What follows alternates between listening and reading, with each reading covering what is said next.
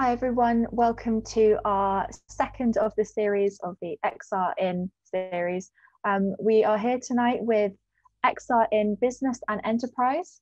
It's a really exciting evening, and thank you all so much for coming. We really appreciate your attendance on a Thursday night. We understand that everyone has university and work to be getting on with, but we really think that this is a great opportunity to come together to learn a lot about XR and its applications in all industries and fields within business and enterprise. So tonight we have three speakers with us. We have Mark Sage, who will be speaking first. We have Jessie Dean, and we have Jeremy Dalton. Once again, following our structure, we have chosen three speakers from across different parts of business and enterprise. So we have a current student, we have someone who works in industry, we have two people who work in industry actually, but it's going to be a really great evening. We're really excited. So just a disclaimer, please, all attendees, please keep your cameras off and your microphones off throughout the webinar. This just ensures that the network connection is at its best and that we can all hear and appreciate the talks. And if you do have any questions, we really encourage them, and please do write them in the chat box throughout the speakers. And at the end of each speech, I will be running a quick Q&A session with each speaker. So get your questions together, and yeah, we're really excited. So my screen. Yep, so here are our three speakers tonight. So to start with, we have Mark Sage. Mark is talking about the status and opportunity of enterprise augmented reality. Yes, he is the Executive Director at Augmented Reality Enterprise Alliance, or AREA, and they are dedicated to the widespread adoption of interoperable AR-enabled enterprise systems. We're really excited to have you here, Mark. And we really look forward to hearing what you have to say about the applications of XR in business. I will hand over to you if you'd like to share your screen, and then we'll go from there. Perfect. Hello, everybody. Let me just get my screen here. Let's see if this works for everyone. Okay. Is that working? Can we see my screen? It is indeed, yep. Perfect. Okay, well, thank you very much for that kind hello and welcome, everybody. I am really excited to be here this evening. As Anna mentioned, my name is Mark Sage, and I'm the Executive Director of the AREA, stands for Augmented Reality for Enterprise Alliance. So I'm going to give you an overview of what AR is. Just in case you don't know, a bit of background. We're going to talk about what the area is actually doing. We'll have a look at some of the key use cases in the return on investment that companies are having. And then finally look at some of the challenges. So it's going to be a whistle-stop tour. And I'm going to go through real quick, but please feel free to ask any questions in the chat box and we'll pick up afterwards. Okay, let's get this show on the road. Okay, so the first one, I always like to start just making sure people understand where augmented reality fits into this continuum that's often spoke about, the reality, virtuality continuum. So on the left-hand side, as I'm looking, we're in the real world, you know, where we live most of our time. On the far right, we're in the virtual world, so often shortened as VR, as you've probably known and probably experienced. What we're talking about is augmented reality. So that's basically the simple phrase I use, is putting digital content on top of the real world. And why it's really important in the enterprise space is because obviously many enterprises are working in the real world. And I'm going to be talking about lots of different use cases. The other thing I just mentioned here, the term mixed reality. It's come up in lots of different ways. I expect Jeremy might even touch on this, but when I think about mixed reality, it's about bringing all of these different realities together. But again, they're using different kind of terms. So one of the key things about the industry is there's lots of different jargon going around. But just today, to remind you, I'm going to be talking about augmented reality. Bit of history. It was actually the coin the phrase augmented reality was coined by Boeing back in 1989, and they're still actively involved in augmented reality now and actively involved in the area. And you can see this is basically a wiring model where this is Tom is actually using a head-mounted display, and he's augmented the content on top of the actual board itself. And just keep that in mind, because I'll be coming back to what the kind of work that Boeing is doing in this kind of problem space even now. You know, just a little bit of background before I kick into a bit more detail about the area to give you an idea why I should be, you know, even able to speak to you guys today. The area, as it says, it's a global membership-funded not-for-profit alliance, helping to accelerate the adoption of enterprise AR. And we do that by creating a comprehensive ecosystem.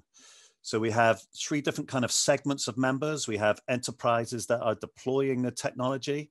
And I think what's really interesting is they're across all sorts of industries. So you can see aerospace, automotive, medical, pharmaceutical, utilities are all solving kind of similar problems. We have a bigger group of the providers of technology, ranging from startups all the way up to the big guys like Microsoft and Magic Leap and Lenovo and many of the other companies that you would have heard of. I would say from a software side, companies like PTC, Reflect, Upskill are kind of leading the way from a platform perspective. And then the third segment, we kind of bundle under non-commercial organizations. So government agencies, research institutes, universities, and standards organizations. And we have a lot of dealings with universities, mainly in the US, who are doing some amazing kind of research, and we're supporting them by a whole bunch of different activities. But, you know, basically it's a group of like-minded people coming together to really help accelerate the adoption of enterprise AR. So, you know, we all know at the moment, for companies to survive in a global economy, they need to perform at peak performance, because competition is really fierce. So to survive, companies are looking at technology and business solutions to make real tangible differences. And use of augmented reality, to be honest, is one of many. But a number of key business problems that can be successfully solved using AR, and I'll come back to them in a little bit more detail. But at a high level, AR can really help company performance by presenting the latest, most relevant and contextual information and data when it's needed. And I've been in many different situations in manufacturing and different industries where if someone does not quite sure what to do, they have to go off and look at a diagram or go to a computer. And that's obviously all dead time. That's time they're not actually working. So it's really important to get that relevant contextual information. The next one is by helping to reduce resource costs by enabling experts to be at disposal of the entire workforce. And I'll come back to that because I've got a few more detailed examples of that use case. And then the other one is about real-time compliance, about benefiting from real-time information by capturing and recording and certifying processes immediately. And this is really big in industries that, you know, like aerospace, they need to capture every activity that's done. If unfortunately an aircraft goes down, they need to be able to go back to when that fix or when that build was actually done. So there's a lot more work being done on real-time compliance. Obviously, to support this increase in performance, companies are looked to be more efficient, to do basically more with less resources. And AR can really support with this objective as well. So looking at some high-level examples, you're reducing time and improving the efficiency, particularly around infrequent and complex tasks. We're preventing human error and miscalculation and lowering the impact of task interruption and errors, which I mentioned before. So at a very high level, there's some real benefits. But of course, that's all high level. Let's kind of get a bit more into the detail and let's have a look at some of the companies that are making some real savings. So, you know, here's a collection of different use cases and different companies around the world. Many of them are area members. And, you know, you can see some substantial savings these companies are making. I'm just going to pick on a couple real quick. We've got the training and instruction guide from Boeing, a 35% improvement or less time taken to train new staff. I'm just going to go into a couple more in a bit more detail, but just to pick on the medical vascular procedures, this AccuView, it's shown a great increase in performance. Basically, it's about taking blood samples, and they're able to augment where the kind of veins are on people's arms based on the kind of diagrams that they've captured. So again, it's all about savings. And there's a really good report that the area was involved in. And it's actually partly done by PTC and Harvard Business School. If you do a search on why every organization needs an augmented reality strategy, it's a great place to find a lot more information about this. But let's dive into even more detail. And one of the things we're seeing at the moment with COVID and people working from home is remote assistance has been a use case that's really, really blossomed. And in fact, the phrase I get from many companies I speak to is they go, "Hey, Mark, I wish we were further forward with our AR strategy, especially around remote assistance."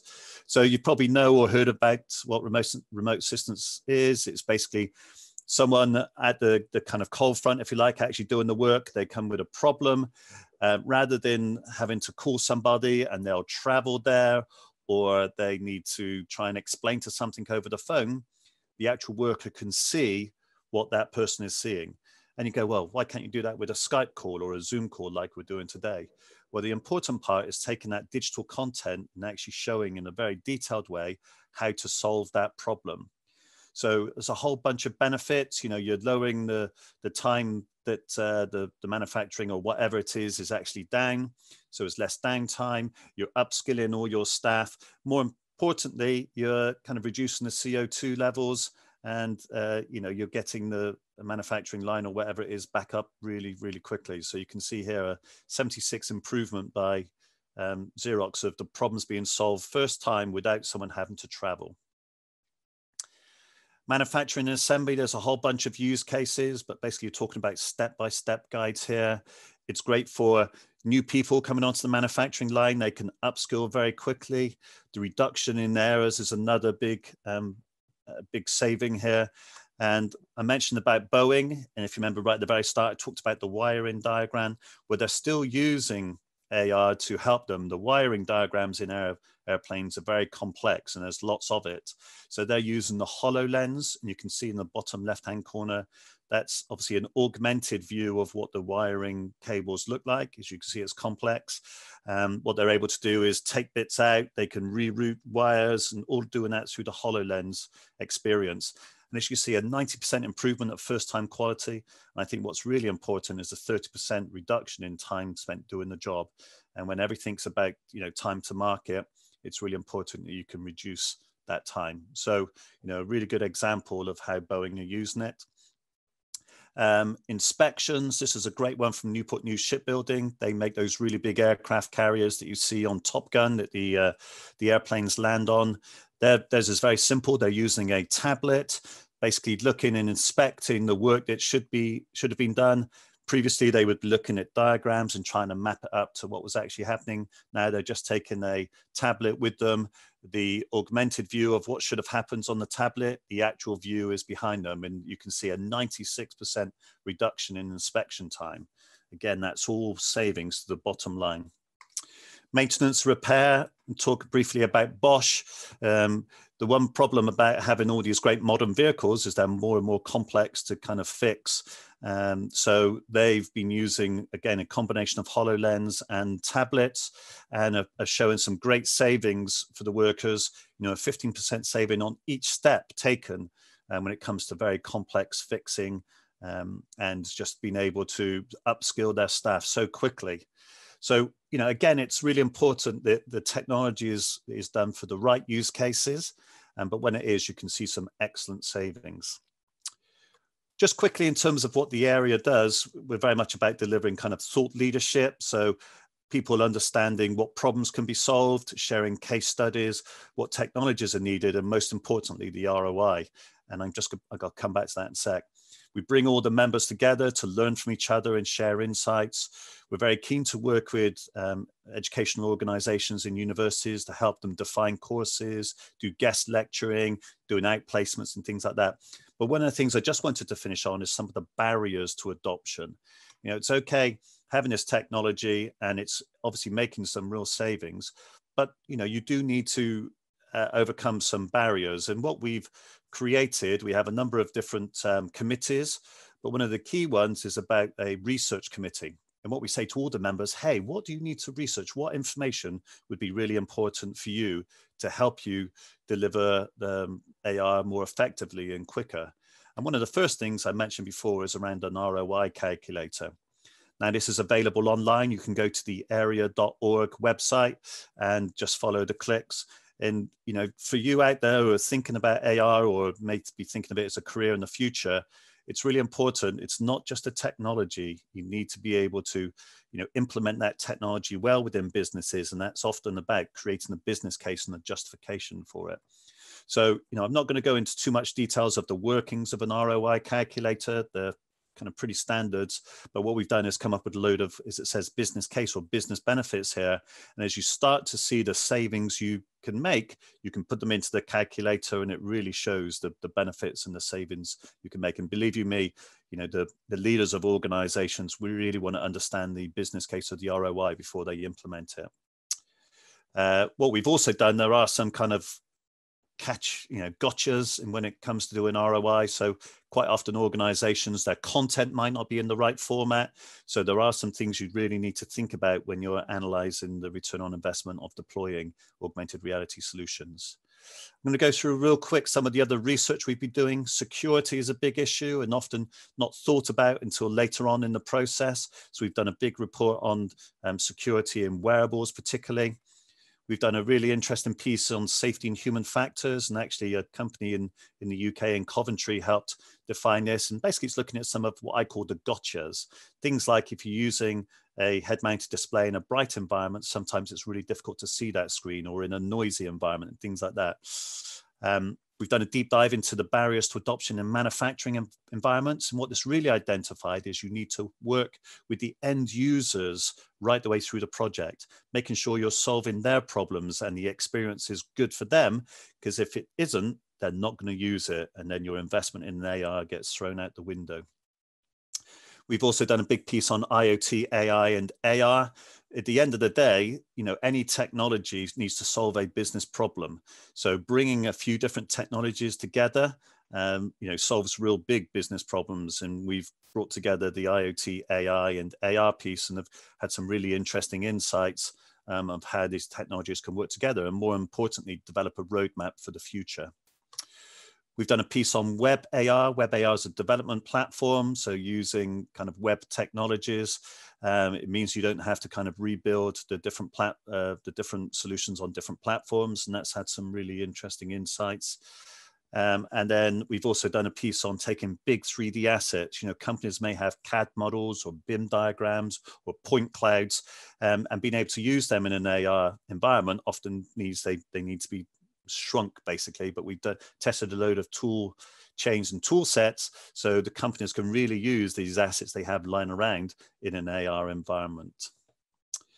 And just finally, to talk about the requirements committee, one of the things we see is that organizations need to be able to start somewhere, and having a set of requirements normally helps. So we've done that. We've created a set of requirements based on different use cases, going right the way down to the low level elements. And things like safety, security, and human factors are other areas we're focusing on.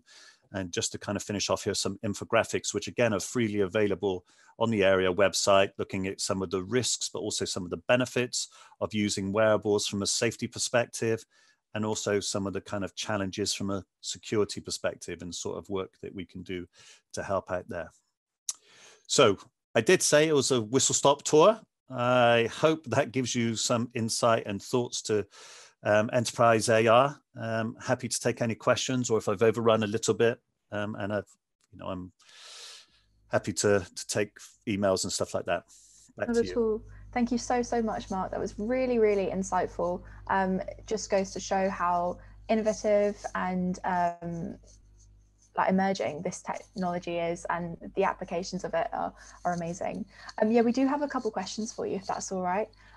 So we have, to what extent are you seeing an increase in the adoption of digital twins within XR technology? Yeah, absolutely a lot. We've actually been doing quite a few webinars just recently exactly on that point. You know, I think it's a combination. Just doing a digital twin for the sake of it doesn't actually bring much benefit. But if you can start to make decisions, start to use AR, to some of the great ones we've seen recently is, being able to bring new equipment into a building, and again using digital twin to map out what the space looks like and be able to then work out the most effective way to get the equipment into there. Mapping manufacturing processes. There's a whole bunch of use cases, and again I suggest that we have a webinar pit on the area website. Have a look at some of the webinars we've done there. Is talking about how to do that effectively, what the uses of digital twins are, and yeah, no, definitely a good point. Absolutely. And we have another one. How long do you think it'll take for smaller companies to adopt AR to reduce long-term costs, given the technology is currently so costly upfront? Yeah, so it's a great question. The first thing I would do is say start small. We're always keen on doing the kind of prototypes and the proof of concepts. Obviously, there's lots of people want to dive straight to the head-mounted displays, the HoloLenses, the Magic Leaps, and things like that. It doesn't have to be the case. There are a billion of mobile and tablets out there that can use AR. So, that's a great way of using the technology. Even things like projection AR is showing some great traction. So start small. Plan for a bigger deployment, but deliver a smaller one. And that's what I mean by that is things like safety and security need to be thought about to start with. Really engage the stakeholders at the earliest possible moment. So making sure that they're fully engaged and understand and can see the benefits. And yeah, it is a struggle, I think, with some, but there are some great solutions out there that you can pick up. Even in the COVID time, some of our members were giving away remote assistance for people to just kind of try and get going. So yeah, start small, build, but have that bigger picture in mind. Great. And we have a question in the chat. Tomasz is wondering, are the research pieces available on the website? And also, how does Web AR work based on cloud processing? Right, so the full research reports are just available for the area members, but we have provided lots of content, executive summaries, case studies, and things like that we want to share. And again, if you just go to the area website, look under the research, and I think there's some research reports, you can download those, or, I'll be happy to send a link to people afterwards and stuff like that. In terms of how does Web AR work based on cloud processing, I think that's a question for another day. I'm not quite sure I would, A, be technically competent enough to answer that, and B, not sure it's kind of relevant for the whole audience here. No worries, thank you. Yeah, we'll just have one last question. It's in the chat. So how do universities use AR? Do you only work with industrial sciences, or is the Faculty of Economics also interested in AR? Could you give some examples? So a few of the universities we've got are a bit more focused on industry. That's absolutely correct. I can mention one, Embry-Riddle, which is an aeronautical university. So they're certainly helping us from developing kind of user acceptance best practice and human factors, UX and UI best practice. But, we've been working with lots of universities, anything from supporting them as they develop maybe a lab. The Faculty of Economics, not 100% sure quite what that means, but certainly we've been working with universities in their kind of business groups to help develop business models. One of the things we've been working with a couple of them at the moment is to try and measure the size of the industry AR ecosystem. We've all probably looked at these different analysts and say, hey, the industry is like a $23 billion industry, and everyone looks at them and go, wow, that's such a big number. What does that really mean? So what we've been focusing on is, hey, let's just take the enterprise AR. Let's look at the kind of devices that are being sold. Let's look at the solutions that are being solved and try and get something which is a little bit more realistic, especially supporting our startups who are looking to get investment. They need something which is a little bit more realistic than a 230 or whatever the $1 billion estimates these companies make. And I know Jeremy is coming on a little bit. He has a much greater understanding of the ecosystem and the kind of investment in it. And I'm sure he won't be talking about 230 billion pounds going on. So, I think we just need to, the answer to the question is yes, we're working with different parts of universities on different challenges in the ecosystem. That's really great. Thank you so much, Mark, for all your insight and all your knowledge. I've certainly learned a lot. I hope the rest of our attendees have as well. So yeah, that's great. Thank you so much for coming on tonight. I'm now going to introduce our second speaker, Jessie Dean.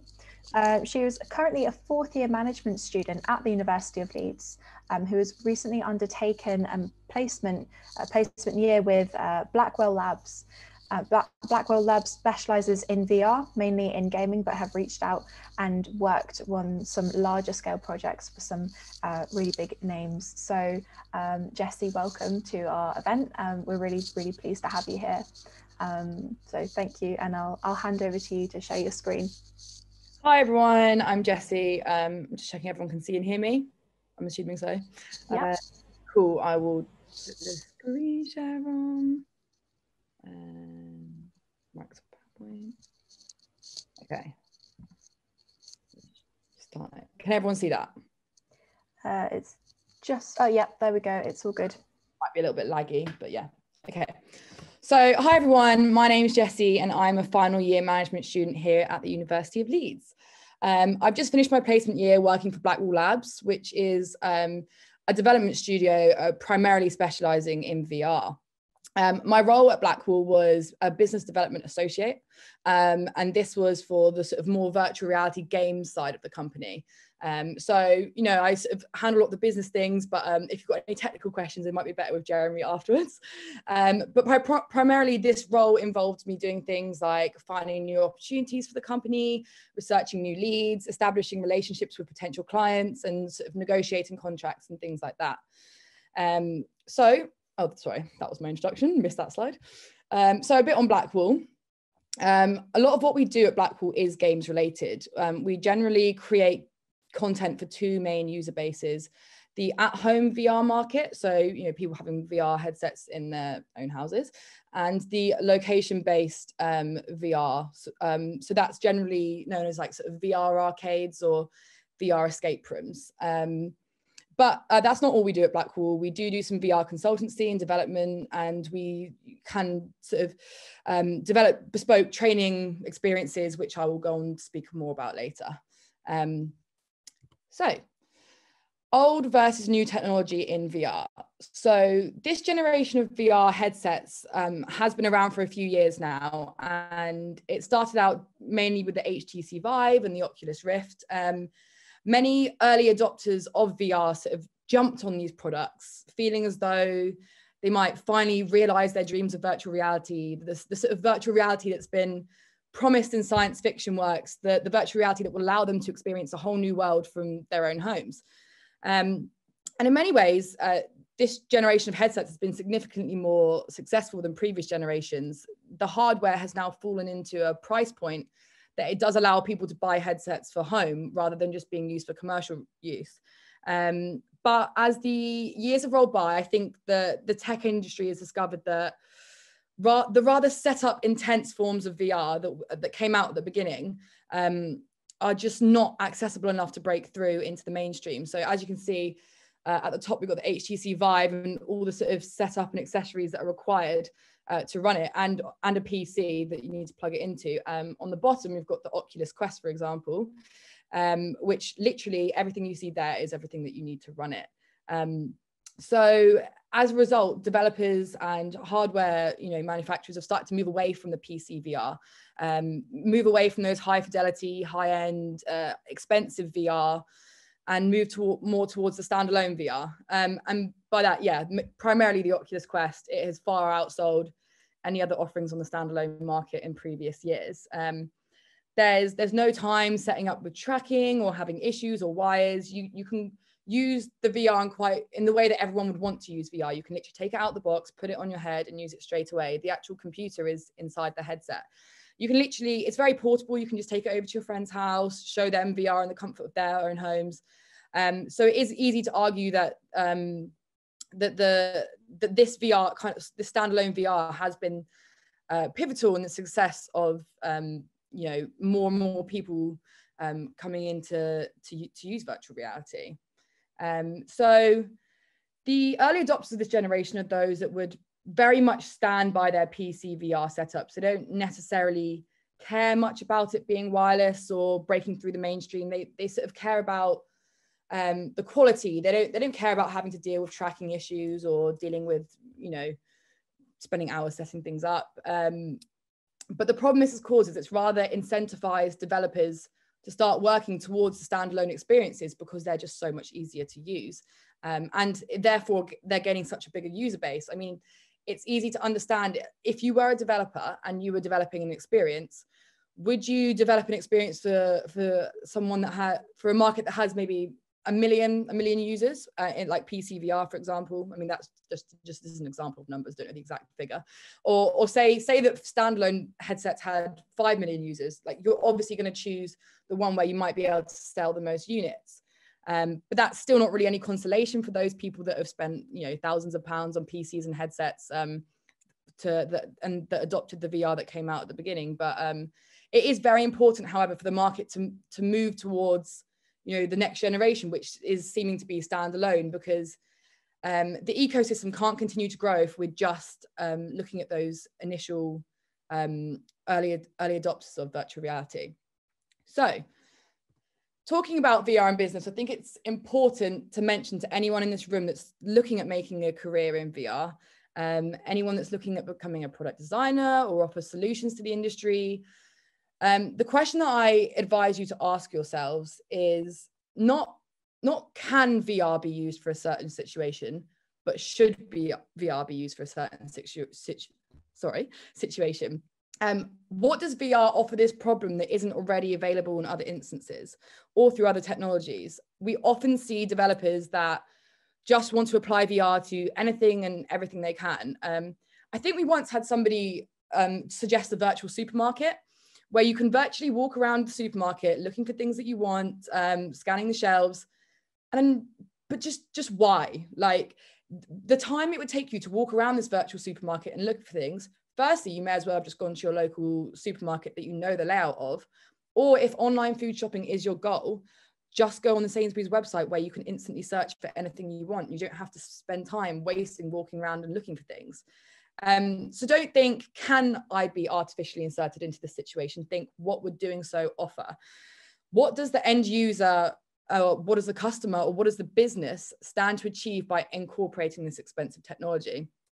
The con of VR is always just the cost. It is a high cost thing to incorporate into your workflow, but unless you can tell me the pros, it's the whole idea is just a non-starter to begin with. So let's take for example, the beginning of this pandemic. People across the world were forced to work from home and adopt new ways of working. Companies were very keen to sort of latch onto any form of telecommunications that they could do. Several companies even went as far to commission or adopt the use of VR teleconferencing. But think about it. What happens when you put your headset on for the first time when you're meeting your colleagues in VR? Are you actually seeing them across the table from you? Are you actually seeing their facial expressions or their body language and reading this like you're accustomed to reading as a human being? No, you're just seeing an avatar, which is often like a cartoon style with no body language, no real kind of facial features that you can read. And you can't really tell how they're responding to what you're saying. Yes, it does allow you to feel like you're in the room with them, but it will let you feel connected to them on the third dimension, but it completely strips out any subconscious non-lingual forms of communication. And not only that, it's expensive. It's significantly more expensive for a small to medium-sized company, or even a large one for that matter, to incorporate VR into their teleconferencing than it would be just to have a Zoom membership. So there is countless, applications of VR in business across a variety of different sectors, from manufacturing to design to sales to healthcare. And the use case is endless. But for the purpose of this talk, let's focus on 3 main areas which VR is useful. So I'm going to start off with VR training. So going back to what I said earlier, why should a company use it? And what does VR do that other forms of training can't do? Now, there are endless possibilities with this, so I'll just choose a few examples. I'm sure most of you in life have met Annie, the first aid doll, whether it's school or in the office training or anything like that. Now, that Annie is actually quite expensive, but predominantly she lacks realism. It might be a physical representation of a person who is unconscious, a person on which, yes, you can conduct CPR, but does this really train you for that real life situation? Does it actually mentally and emotionally prepare you to give CPR to someone or life-saving assistance in that situation? The Annie doll is lying there lifeless. It's not coughing. It's not struggling to breathe. There aren't people around you screaming or crying for help. It's a very bland experience, which, whilst, yes, it might make you technically proficient at performing CPR, it's not actually going to get you ready for when you're actually in the thick of it. Now, however, in VR, we can simulate all of that. We can have someone lying in the middle of the office struggling to breathe, choking, exhibiting uncomfortable or unpleasant symptoms. And that person will react to you in real time. The number of compressions you're doing, are they fast enough? Are they too slow? How's the patient responding to the treatment? Annie at the moment doesn't do any of these things. And it also requires a trainer to watch over you and see if you're doing it right. But there's also no data to be drawn from this. There's no analytics of what you can improve on. And now there's also a lot of room for human error, obviously, in trying to save someone's life. So not only would this experience allow the user to become more emotionally resilient, it would also, give them real life analytics to walk away with and see how they can improve. So we've spoken about how VR, can prepare the user in a much more realistic way. But let's face it, not every business, it's bad to say, cares about the emotional readiness of their employees. But what they do all care about is costs, saving, and finance, and also potential liability for bad training. So if we get into another example of something that we worked on at Blackwall Labs, that is a simulation of repair on underground gasworks. So 5-10 years ago, every apprentice that had to be trained to repair gasworks in hazardous conditions underground have to be sent out with one of the best and most experienced engineers that a company has to watch over them, to mentor them in real time, ensure they don't make any mistakes, check every action. Because essentially any misaction in this situation, any mistake, could not only cost the company a fortune in damages, but it could also potentially, and sadly, cost people's lives.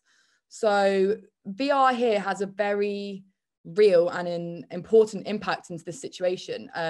Because as we know, VR is a completely consequence-free environment. Any mistakes that are made simply end the experience. It won't end someone's life. So it's essentially a sandbox in which a junior engineer could go on and test their knowledge, test the skills learned and learn from the mistakes that they make, which will not only avoid potential health and safety risks, but it means that a senior member of staff isn't needed to go down with them. So that senior member is now free to carry on with what other work they have to do. So another great use for VR in business is sales, especially for high ticket price items. So for example, I'm going to talk about overseas property investments. So let's say you're a wealthy Japanese businessman looking to invest in the Western property market. Are you going to fly over every single time the real estate agent finds a property or a new development? Most likely not. So the situation here that he would probably be dealing with at the moment would be that he'd get sent a brochure with some images and a floor plan. And I mean, yeah, it would give the customer an idea of what the property looks like, but it's absolutely nothing in comparison to putting on a headset, being able to experience what it'd be like to be in that property, to walk around it, open up drawers, and actually get hands-on with something that potentially hasn't even been built yet. So it's very useful in that respect, and it adds an extra dimension to what is available currently.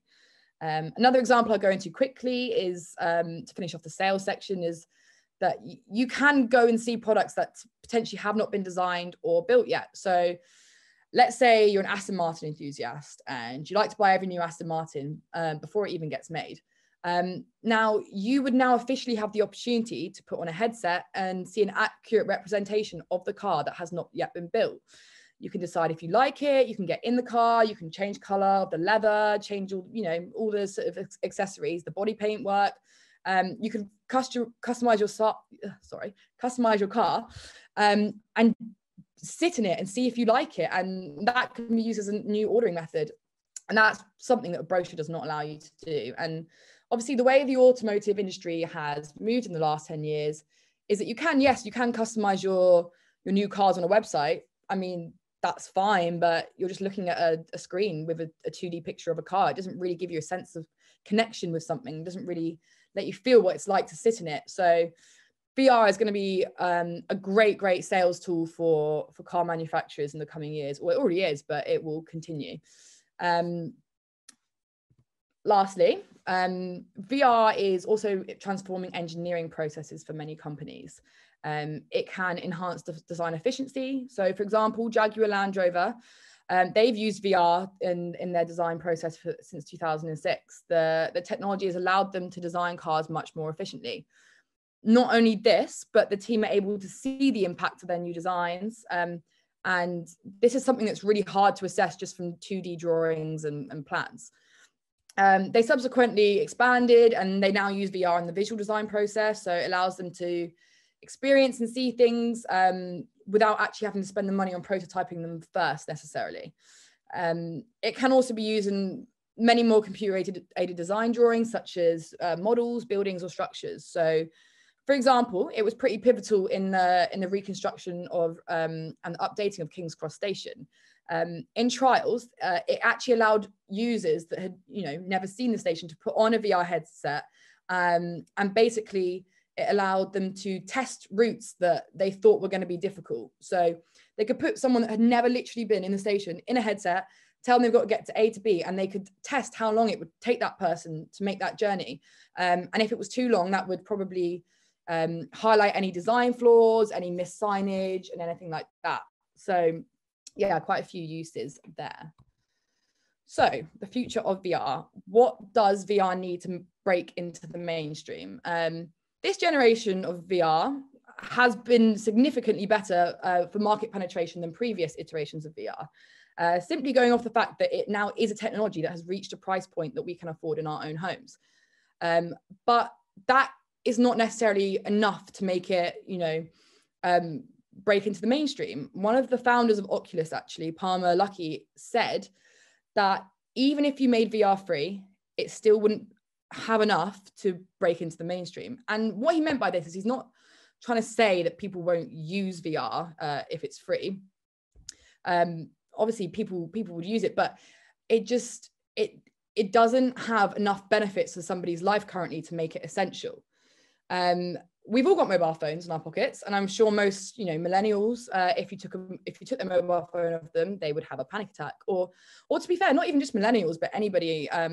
Didn't want to discriminate to millennials, but like all of us are reliant on our mobile phones now. We use it to connect with friends, we use it to connect with family, we use it to check our bank statements, we use it to pay bills, all kinds of things like that. So they are essential, and this, at the moment, VR is primarily an entertainment device.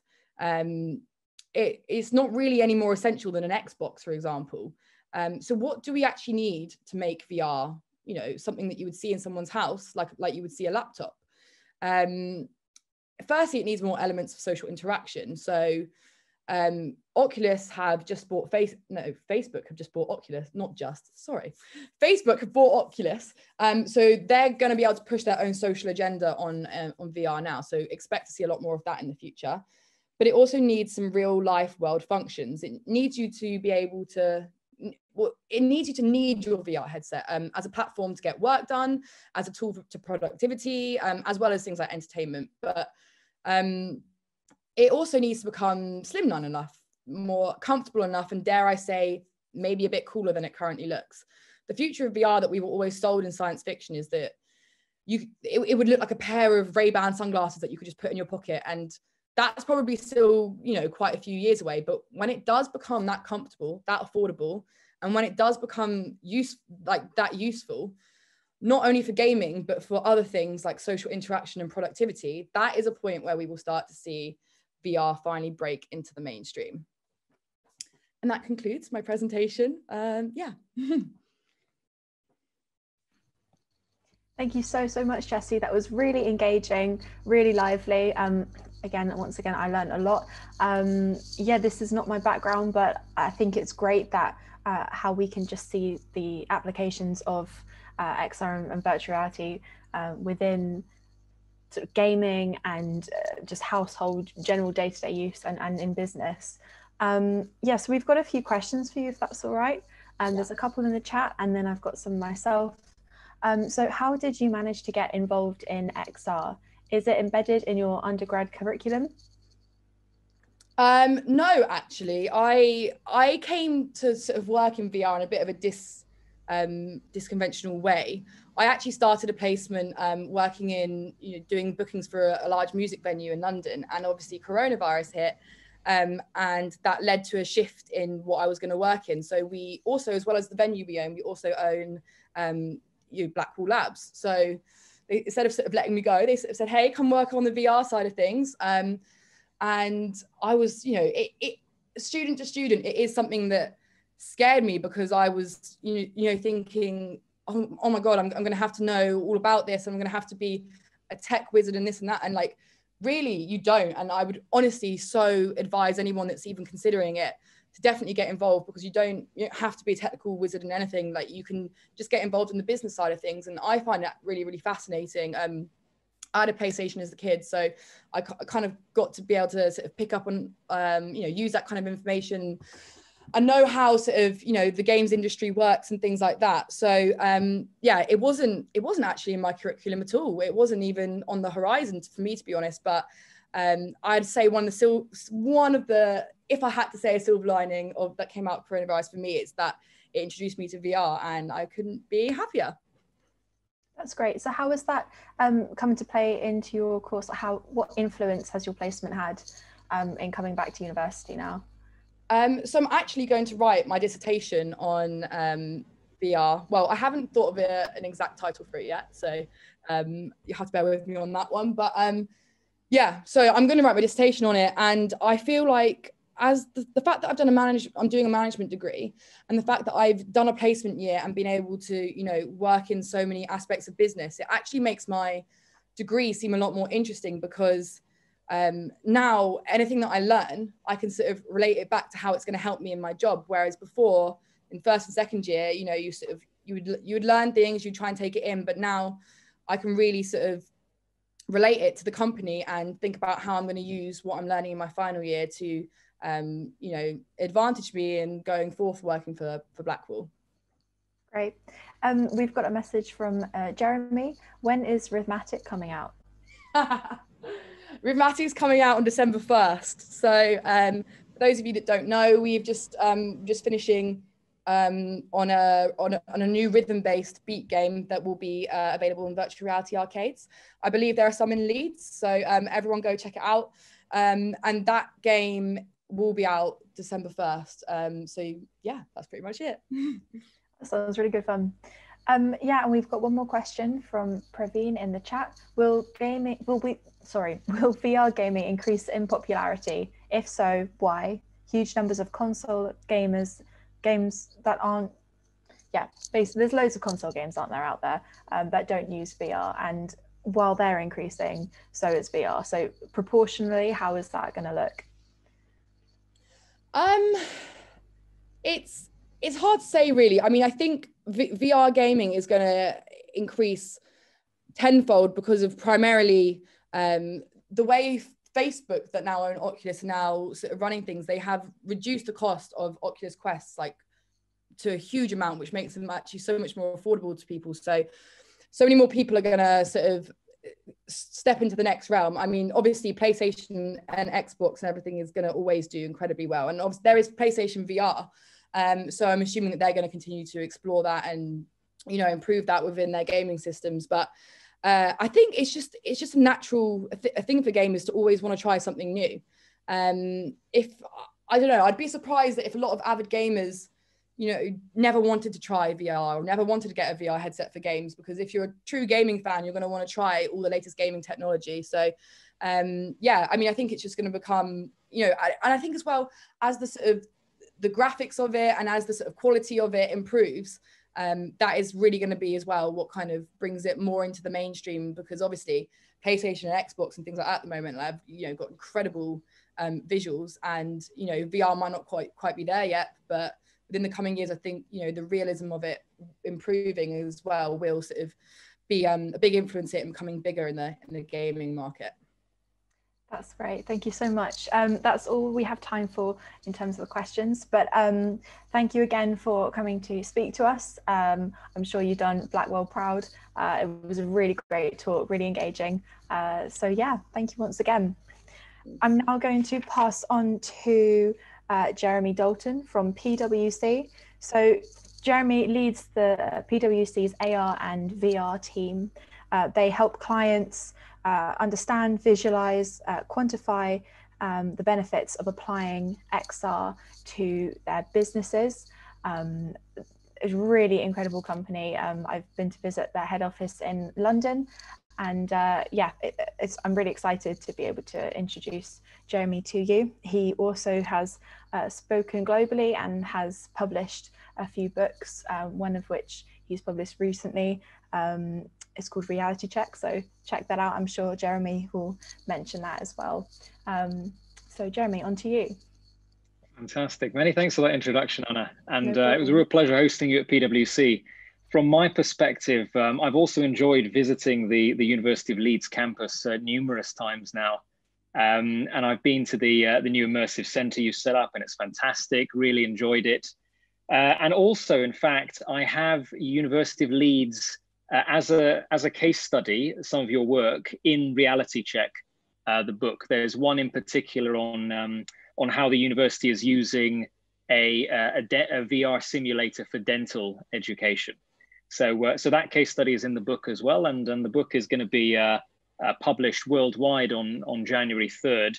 Well, technically it's in the UK on January 3rd, in the US on January 28th. But yeah, hopefully we'll get to spread the word of the University of Leeds worldwide. That'd be great. But what I will do is I will share my screen so you can have a look at these slides here. Let's see if that works. Perfect. So hopefully you can see that. Can do. Second. Yep, they're all good. Brilliant. So Anna's given a great introduction to me. For those of you who, I know one or two of you messaged me, wanted to know a bit about myself. Apart from my work in PwC and VR, before I started this up in the company, I was doing a whole host of things. I was involved in innovation, so broadly looking at a lot of emerging technologies. I was involved in business recovery a long time ago, and this was at a time when Lehman Brothers and the financial crisis was raging on. And also at one point was actually, and this was nearly a decade ago now, was involved in the audit practice. So a fun fact for you is I'm actually a chartered accountant to this day, which is good fun, but I don't get to use much of that. Not that I'm too unhappy about that, by the way. So I thought I'd run you through in this presentation a few misconceptions and a little bit of a snippet from some of the research I've done for Reality Check. And this first one is that XR is not just for gaming and entertainment. So it's very, very good timing right off the Blackwall presentation. I know the guys at Blackwall, so they won't mind me teasing them a little bit. But XR is definitely not only about gaming and entertainment. And I say that as a gamer myself. If you look at the XR, the potential of XR in the future, we actually worked with our economists in PwC and ran through a very, very complicated model with hundreds of Excel tabs and thousands of rows. And it was very, very complicated. But ultimately, at the end of it, we came to this conclusion that we expect XR technologies to boost the global economy by 2030 by up to $1.5 trillion. So that's virtual reality and augmented reality together, increasing productivity in the world through a lot of the applications that Mark and Jessie were talking about. And this is the massive impact that we expected to have. And for Mark, a message to Mark, this is the only big number you'll see in this presentation. There shouldn't be any more after that. It's all present day from this point onwards. One of the big areas of virtual reality is in soft skills training. And this is an area that we use in PwC, not only for ourselves, but also for our clients as well. And virtual reality is fantastic for this because it helps you to feel like you're in the position of somebody else. You're in someone else's shoes. And what you're seeing here is the VR content that got created off the back of the content we had already created for our leadership inclusivity program at PwC. And we had that material from a classroom perspective and an e-learn perspective. And what we did is we saw this as an opportunity to then create something in virtual reality using the same content and assess all three modalities for how they performed from a training perspective. And this is the summary of what we found. We found that VR learners were 4 times faster to train than in the classroom. We found that they were 275% more confident to apply what they learned after their training, almost 4 times more emotionally connected to the content. They had 4 times more focus in virtual reality than they did in the e-learning equivalent. And even from a cost perspective, 52% more cost effective than classroom training at 3,000 learners. That's important to remember here. Once at the very beginning of virtual reality, when you've got only a few learners, it is more expensive than both e-learning and classroom training. However, that cost per learner decreases quite rapidly, and it gets to a point where it's actually equivalent to classroom training and then cheaper and then equivalent to e-learning. And we're talking about cost per learner here. Job simulation training is another big area. So as opposed to soft skills, this is more about the hard skills, the practical skills, when you need to get hands-on. And what you're seeing here are 2 PwC employees in 2 different cities in the United States. And above them are their views in virtual reality. And they're able to say hi to each other. They're able to physically pick up a hard hat, put it on. So all of those elements that are required to be done that you would do on, in this case, an oil refinery, can be done in virtual reality, and you benefit from that muscle memory, from that immersive environment, and from that ability to mimic that real world without having to send someone off to the oil refinery or to the oil rig or anywhere else in the world. That requires a hell of a lot of expense and also a hell of a lot of hassle. Virtual collaboration is the next big area, and this has become even bigger now with the pandemic. You may notice someone there familiar. This is a platform called Spatial, one of the XR collaboration vendors we have a relationship with. And we've been using virtual reality as a collaboration tool for at least 9 to 12 months now. And we are shipping headsets out every day to clients all over the world so that they can engage in creative workshops, in ideation sessions, brainstorming strategy sessions, in virtual reality and augmented reality. In this case, what you're seeing here, you're actually seeing the bedroom of one of our developers. He's wearing a Microsoft HoloLens 2 headset, and all the rest of us here are wearing virtual reality headsets. So it's quite confusing, but what we're seeing in virtual reality is a completely fictional environment. What he's seeing, obviously, is his living room, but we're seeing each other and the same elements in our respective environments. Remote assistance, Mark Sage talked about a bit, so I won't labor the point, but remote assistance is also incredibly important from an augmented reality perspective, because this means that you don't need to have senior engineers and staff members on site with everybody to help them face to face. Because of the strength of this technology, they're able simply to dial in from a remote location and annotate the real world environment to provide context to it and instructions that helps to create accurate results from the junior engineer or the field engineer on site. So, question about the present then. Who is using XR right now?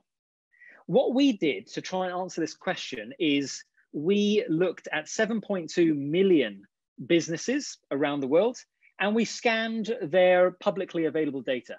So we looked at websites, we looked at their news, their press releases, their social media postings, and any other source we could find by scraping all of that internet data. And once we had all this data, we used a natural language processing algorithm to try and understand and pick out bits and pieces. We assessed how they're using the technology from a technology perspective, geography, industry, and use case or application. Now, by technology, we mean either VR and AR. By geography, we started with the UK and the US because that's where we could find the most data. From an industry perspective, on this third column here, you'll see how we split it out by industry. And in the fourth column, you'll see the use cases or applications. Now, I'm going to speed through this, but you can see all of the data at pwc.co.uk/XR and industry. You can play around with the map. You can see, how Yorkshire is doing, for example, in terms of XR usage, which industries are most prominent there, which applications are. All of this sort of stuff is completely free for you to use. You don't even have to put in your email address or anything like that. It's just available on the website. But this is a little bit of a summary of what we found, some interesting information. In the UK, we found almost 1,600 examples. In the US, we found almost 2,200. Now, these are examples, not unique companies. Some companies were actually using both virtual reality and augmented reality, or virtual reality, but for different purposes. And for every unique example, we counted that separately. But by and large, this is almost about the same number of unique companies out there as well. So maybe reduce that number by about 20, 30%, and you'll have the number of unique companies that we spotted. So looking at the applications here in the UK and the US, what you can see is that in the US, learning and development is the biggest area. Almost a quarter of usage of XR is for that space, is for learning and development. And that makes sense. We've talked to you a lot about learning and development applications, soft skills, practical skills, and so on. It just makes a lot of sense for businesses to introduce right now. In the UK, the biggest user is in retail and consumer engagement. Now, that makes sense when you consider how many businesses are being very vocal about the usage of this technology. It's understandable that they would want to promote the usage of virtual reality and augmented reality technology to try and bring in more consumers. So I would say through the methodology that we chose to analyze the current market for XR, that is why it favors companies that talk about the technology rather and doesn't necessarily represent a conclusive summary, but it at least gives us an idea of what companies that are talking about it, where are they using it, how are they using it, and how many are using it. So this is another misconception about virtual reality. And I have to admit, just as people collect stamps and coins, I love collecting articles online proclaiming this year to be the year of VR. And it goes back to 2014 when PlayStation VR was called Project Morpheus. So you can see the first headline here, will 2014 be the year VR goes mainstream? And then every year after that, including this one, these are real snapshots, by the way, of articles online that have appeared over the last 6 years around proclaiming this year, this mythical year of virtual reality. When the fact is, the year of virtual reality makes as much sense as the year of the mobile phone, or the year of the landline, or the year of the internet. You know, all of these incredible technologies that took hold in society didn't take hold in a single year. They took a while to really be used by a large number of people. And that's the same thing for virtual reality. And it's even more challenging for virtual reality when you consider the different type of input and output. So consider, you know, the mobile phone, for example, from a user experience perspective. You pick up a mobile phone, you put it to your ear. That's the same thing we've been doing with the landline for decades. It's the same concept. You pick it up, you put it to your ear. There have been slow iterations in terms of the input methods, from, you know, a rotary dial to pressing physical buttons to a touch screen, but those have eased us in. Whereas virtual reality has just sort of slammed us immediately into this new age where we're now having to think about our hands as an input method, our voice as an input method, our eyes in terms of eye tracking as a potential input method as well, and gaze tracking as well as a proxy. So all of a sudden, the way of engaging, of interfacing with this digital technology has changed. And that is going to be another challenge in terms of the mainstream adoption of virtual reality. So why is VR not mainstream yet? I've mentioned one reason, which is around the user experience, the different input-output methods. But let's first define what we mean by mainstream. A lot of people talk about mainstream technology, but we never really hear any definitions. Now, some of you may notice this graph is from the diffusion of innovations theory. It's quite a famous theory. It talks about how people engage and adopt emerging technologies. And the idea in summary is that the first 2.5% of people to use a technology are the real keen beans. So they'll be the people like Jessie and Sam from Blackwall, who, you know, really keen. They just get the headset out there. As soon as one releases, they'll go out, buy one, test it out, and they'll get on board with it, figure out all the bugs and fix it for everyone else. The next stage, the next 13.5% of people, they're the visionaries. So they're not quite ready to engage when it's right at the ground level, but they're willing to start experimenting at a relatively early level. Now, Geoffrey Moore, who is an organizational theorist based in the US, he wrote a book called Crossing the Chasm. And he said, once you get past this initial 16%, so the 2.5% innovators and the 13.5% early adopters, this is the chasm. After which you've crossed that, you are now into the mainstream market. And he has a lot of support to talk about why that is the case. But I like the definition. I thought it made a lot of sense, not only from a sort of analytical perspective, but also just generally looking at it at a high level. It's a good place to think about when things start to go mainstream. So if we use that as our definition, and really, it doesn't really matter what your definition is, but you need to be consistent with it when analyzing. What I wanted to do in reality check is understand, okay, if 17% is the point at which we hit mainstream adoption, how have other technologies in the past fared in terms of getting to 17% mainstream adoption? Now, I needed a consistent starting point and one for which I would have very easily available data. So I decided to start from the point of the first year of when this product or this technology was made available to consumers. So not being researched in academia, not being, you know, $1 million or hundreds of thousands of dollars, but being priced at a level and being available to consumers. From that point to 17% mainstream adoption, how long do you think it took each of these technologies? So let's not go through all of them, but take a guess in the chat window for the landline, okay? On the left-hand side here. Let me know in years how long you think it took from when it was first available to a consumer to when we hit 17% adoption. And for the real particulars among you and the purists, I'm talking about US household adoption. Let's see what we've got here. 50, 60, 100. Wow, some big numbers there. 1 year, 20, 10. So it's a real range here. Basically, 75. It's between 1 and 100, it seems like what we're saying here, which doesn't help much. Let me get rid of this, this chat window. There we go. So thank you for guessing, everyone. 29 years. That's how long it took from first sales to consumers to 17% market adoption. Now you can see the microwave took 26 years. A radio, surprisingly, took faster. It was faster than the internet to really go mainstream. 6 years, despite how old radio technology is. Internet at 8 years, understandable, pretty amazing, the internet.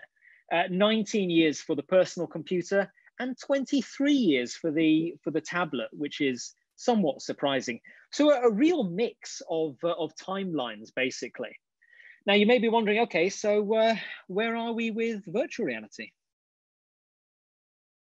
Virtual reality in 2020 is on its 27th year.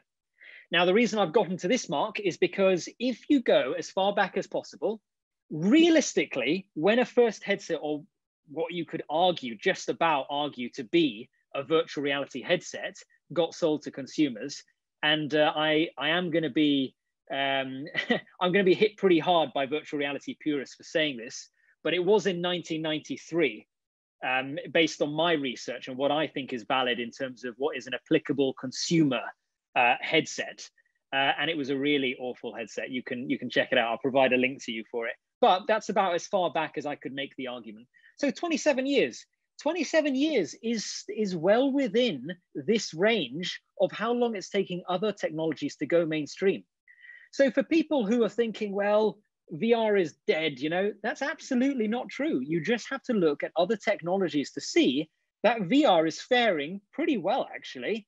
Depending on whose survey and analysis you're looking at, current market penetration of virtual reality is between 8 and 16%, which basically tells me, given the current state of the market and the excitement around new headsets like the Oculus Quest 2, the level of pricing of those headsets, we are talking about reaching a 17% market penetration or mainstream adoption by our definition earlier in a matter of years at most. Now, there are still obstacles to adoption, of course, and some of these have been covered by Jessie, so I won't labor the point. User experience is one. When you think about headsets, they need to be intuitive to use. They need to be easy to set up. They need to be light. They need to be comfortable. Some may argue they need to be fashionable as well to be accepted in mainstream society, which I wouldn't say they are currently. Cost needs to come down.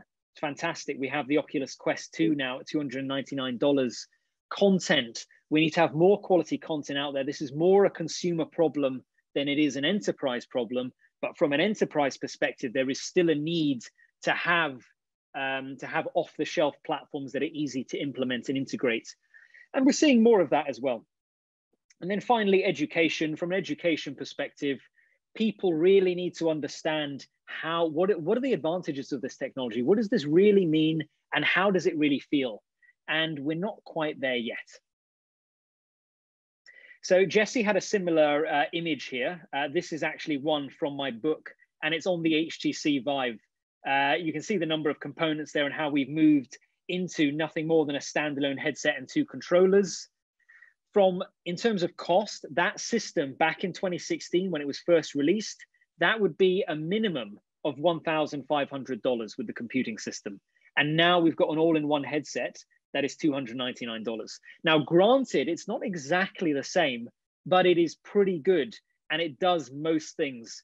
There are very few enterprise applications, or let's say there are very few industries that require such a high level of fidelity, at least when you're considering things like soft skills. Content is more plentiful than ever. If you've seen the headlines, you will have found that there are more than 100 games now in the virtual reality market that have grossed over $1 million. From an enterprise perspective, there are a larger number of vendors on the supply side. From the demand side, there is also being produced a lot of vendor platforms that are being used by organizations in different industries, which is part of why we did the XR and industry analysis that you saw earlier. When people say they've tried VR and they didn't like it, there are more questions to ask. What did they try exactly? Was it a cardboard headset, or was it a Vario, XR1 mixed reality display, which can place, a full Volvo 4-wheel drive in your living room and allow you to walk around it using augmented reality pass-through? There's a difference between those two.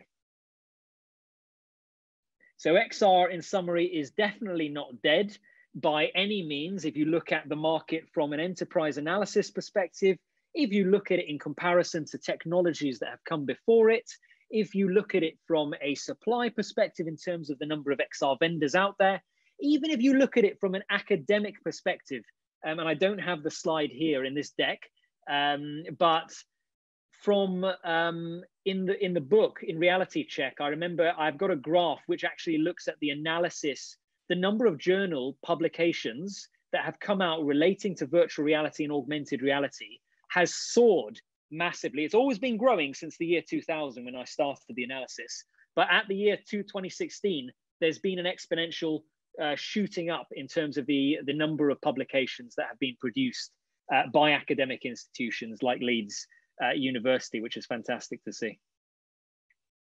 So this is the book for anyone who wants to check out all these studies and all this analyses in more detail. Just go to realitycheckxr.com. Got over 50 case studies of different companies using virtual reality and augmented reality, tackling different misconceptions about the technology, and deep diving into these arguments with some data-backed information and knowledge. So thank you all for listening. Really appreciate that. And I'm happy to take questions for as long as Anna lets me. That was a really amazing talk. Thank you so much, Jeremy. Again, once again, so lively and energetic and really engaging. It's amazing to be able to see the development of XR and, you know, the 1993 headset, really cool actually. But yeah, the development since then has been amazing. We do have quite a few questions. I might not have time to answer them all, but I will pick a few. So when will we see 5G enabled VR/AR headsets become available? Good question. Not going to lie to you, I'm somewhat putting my finger up in the air here, but consider this. Where are you seeing 5G right now, and how mature do you think 5G is? And I think to help answer that question, how mature do you think 4G is? Do you get 4G everywhere? Are you satisfied with the level of coverage of 4G where you live and where you work? Many of you probably won't be too happy with the current state of 4G, let alone 5G. Now, 5G is technically available, don't get me wrong. You can go out and buy a 5G phone right now, get on a 5G enabled network and start using it. But really, a lot has to happen to make it work at such a reliable level that business would consider using it as a in a mainstream way. So consider that the current battle is that we're trying to get businesses to use virtual reality and augmented reality more, let alone 5G and cloud rendering and all this other great stuff. Now, 5G could potentially help with all of this stuff, but if it's not pretty much 100% there, it's not going to go down well in enterprise, where the margin of reliability needs to be so high that it is just so difficult to get people on board with anything right now that is not heavy duty, well practiced, and well experienced or well matured in society. So I don't think it's going to be there for a good few years yet. I would probably be safe in saying, 5+ years, and that might be conservative. Fair enough, fair enough. Yes, so we've got the question, what is the technical bottleneck for the reduction in size of the headsets? Oh, I wish I had an industrial engineer with me. I can give you my layperson's perspective in terms of the engineering of headsets. From an augmented reality perspective, and Mark can correct me if I'm wrong, but there is an optics an optics device, a little mini projector, a pico projector basically, that needs to project information which then gets presented to you. That's one component. Another component is a waveguide that needs to transmit those light waves usually around the side of the headset, and bring it all the way to the front and send it through your retina. Now, all of that engineering requires a decent amount of space, and the waveguide needs some length to travel through as well. I don't know the optical details beyond that, but I've spoken to a number of optical engineers in augmented reality, and there are actual physical limitations to do with light waves themselves that actually prevent us from having a field of view in augmented reality headsets that is as large as the field of view you get in a virtual reality headset, for example. Okay. So hopefully that helps to somewhat answer it. Definitely does. Yeah, time for a couple more questions. Do you consider 360-degree video to be true VR? Yes. So Sam here is we're having a bit of a bounce between us. I was at Blackwall VR probably about 9 months ago now, when the book was far less in a much lesser state than it is now, and I was having a big battle with Sam about 360 video. So in my view, 360 video is merely content. So when you're using virtual reality, the idea is, the definition of virtual reality for me is one of immersion. You know, are you immersed in the environment? Are you able to take in your surroundings and explore that environment? 360 video or computer generated content that is built, you know, in Unity or an Unreal or any other game engine, that can be used in a virtual reality headset or in a virtual reality cave system, whatever it is you want to use. So from my perspective, the argument, 360 video and CG represent content forms of virtual reality, and there is no argument for whether it is true VR or not. So I suppose a summary would be, I do think it is true VR, but not because it is VR or not VR. It is merely, by my definition, a content form within the medium of virtual reality. Okay, thank you. One more question. What were the effects of Facebook buying Oculus, and are they changing the public/industry understanding of VR? So Facebook has a lot of leverage right now, not only from a consumer VR perspective, but also from an enterprise VR perspective. They have one of the few headsets on the market that is able to provide a high quality experience without a tether to an external system, and where there is a lot of vendors supporting their hardware as well. So there are a lot of considerations you've got to think about when you're adopting VR for enterprise. One of them is software support on it. Another is how do you manage those headsets remotely? So you need some sort of external device management system. The other is, what is the quality of the headset in terms of the display, in terms of the comfort, and so on. And the other is, you know, things like the quality of the tracking and the user experience.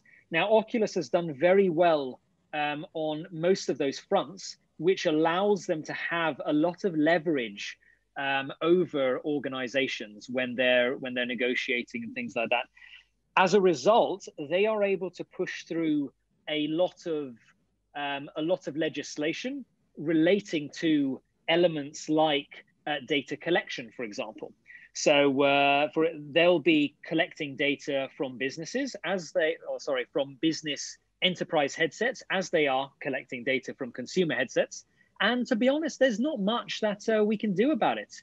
Unfortunately, the best thing we can do is hope for greater competition in the market so that there is greater choice on the vendors and on the headsets that we go with. But I will also add to that argument on the other side, part of the reason the Oculus Quest is so cheap, $299, which is an insanely low cost for consumers for a headset that goes well below consoles now. And it's an incredible price. And so they've done fantastically to bring it down to that level, but somebody's got to pay. And that payment is partly going to be in the form of data.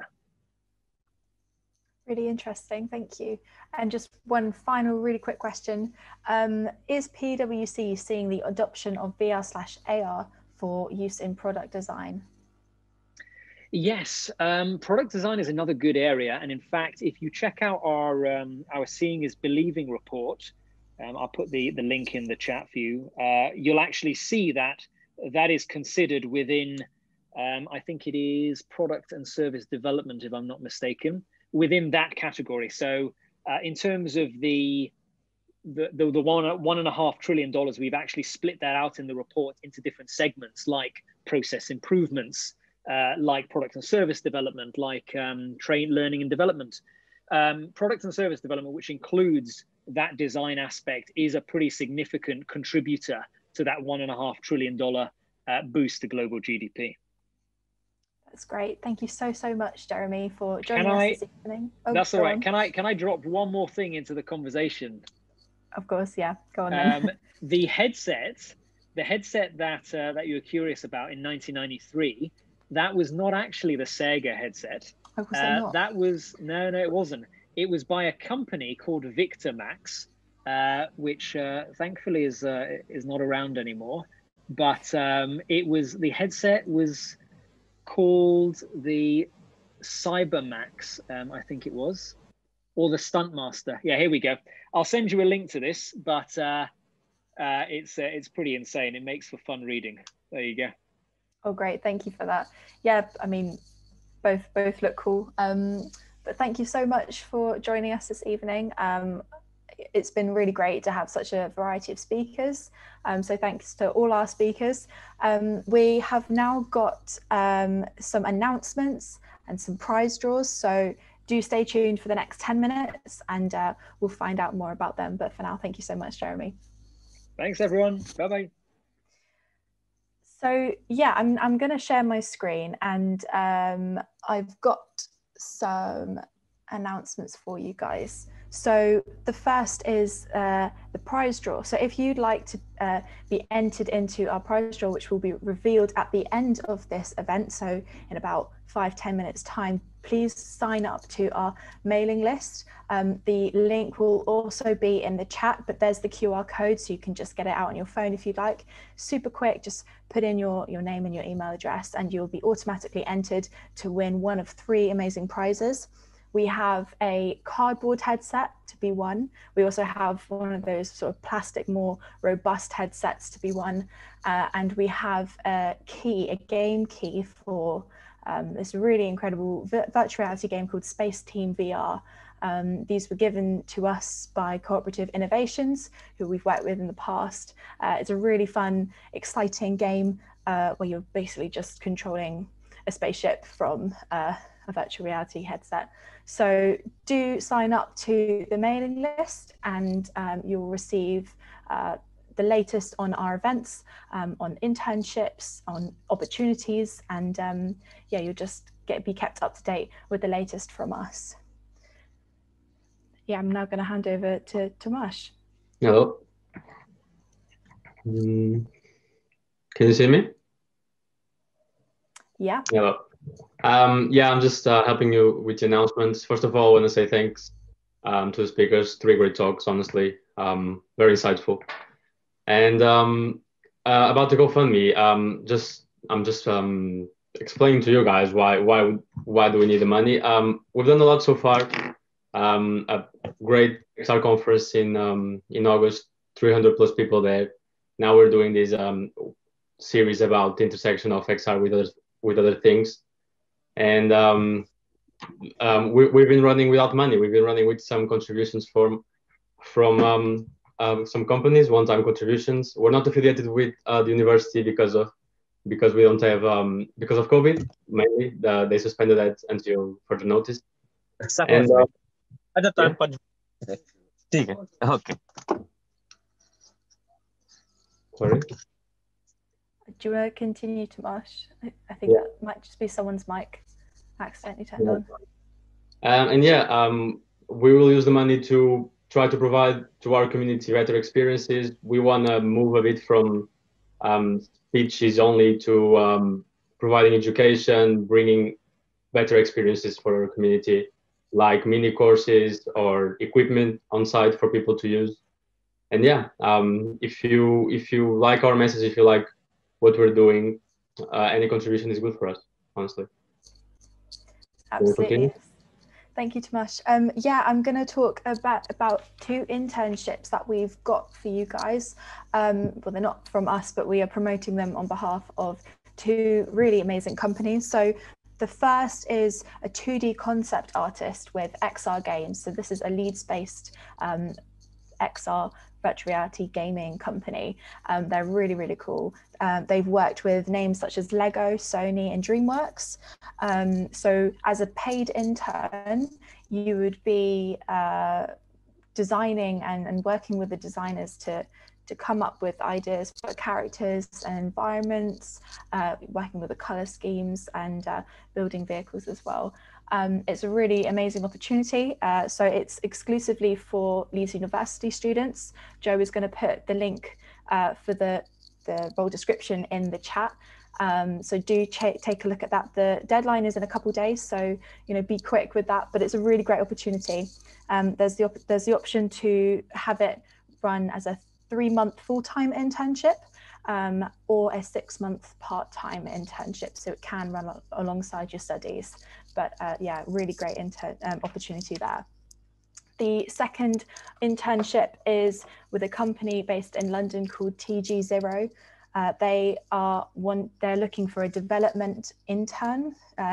They basically build really incredible, innovative 3D interactive surfaces, which are used in engineering and in immersive experiences. They're looking for graduates, so people who have graduated from, I think it's computer science, but do check the link that Joe's going to put up on the chat as well. Yeah, so looking for graduates who have a passion for technology and hardware. So yeah, check them out as well. We are always looking for new internships to promote to you guys, so do stay up to date with us, and we try and get them out as often as possible. But those are the 2 internships there. So back to you, Tomasz. Yeah, I want to take a chance to present our next event. I said we want to do other things, but we're still continuing our lecture series for this semester, and hopefully for the next one as well.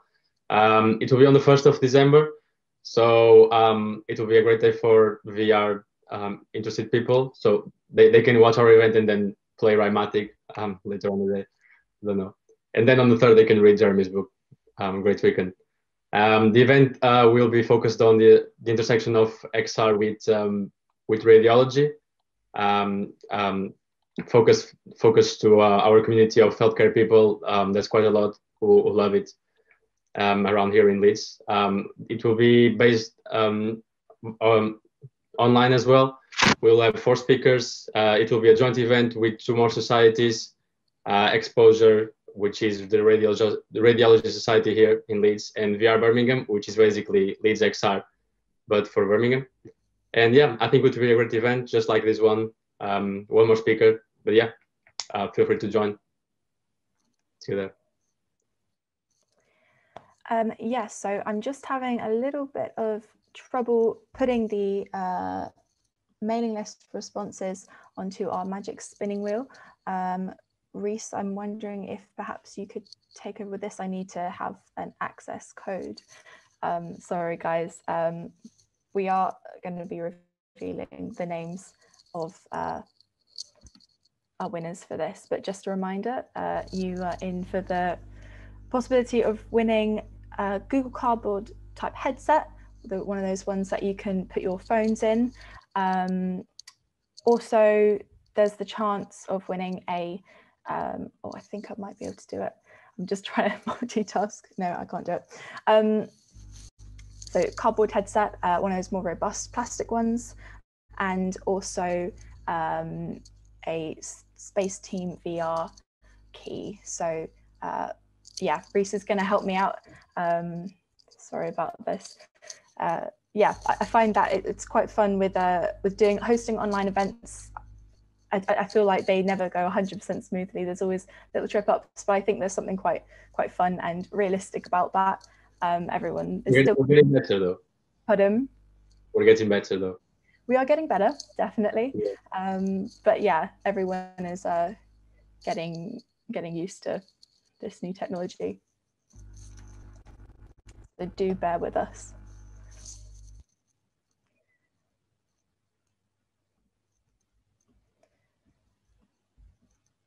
Also, just a reminder to make sure that you're following us on all of our social media platforms. We are regular posters on Instagram, LinkedIn, Twitter, and Facebook. So there's a whole host of different opportunities there. But yeah, so I'm just going to add the names into my magic spinning wheel, and then we will have the prizes. I need to log in.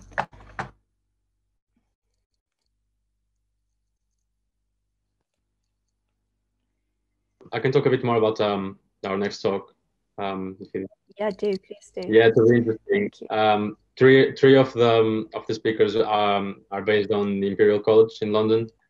They did this great project that allows especially students to study the organs and the tissues inside the body in 3D. They use the HoloLens for it. They developed the whole thing.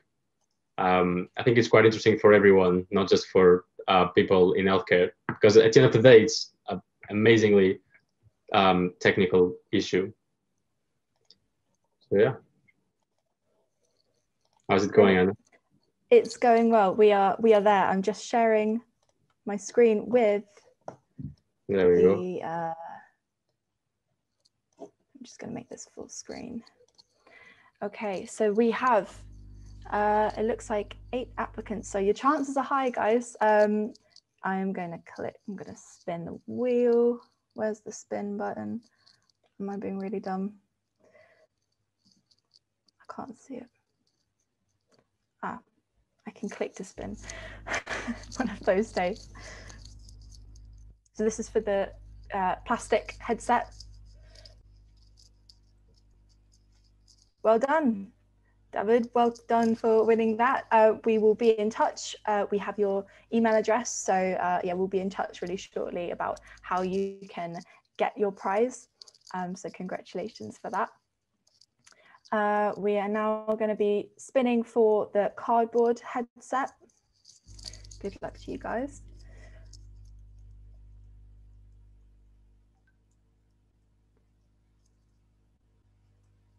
Looks like Steph. Well done, Steph. You are the winner of the cardboard headset. So likewise, we will be in touch about how you can get your prize. And your chances are even higher. But let's have a go for the Space Team VR key. So it's free access to this really fun game. Well done, Jessie. I'm assuming that's Jessie, our speaker, Jessie. But yeah, well deserved. So congratulations to you three. We'll be in touch shortly. Or likewise, you can get in touch with us. I'm going to stop my share and I think draw the event to a close. I really hope that you've all had a really great time this evening. I certainly have. I've learned a lot and I really hope you have too. So yeah, just to close, thank you once again for coming. Thanks to our speakers. Do keep up to date with our Facebook. We'll be posting some of these opportunities that we've mentioned here today on that shortly as well. So yeah, really great opportunity. Thanks, guys. Cheers, guys.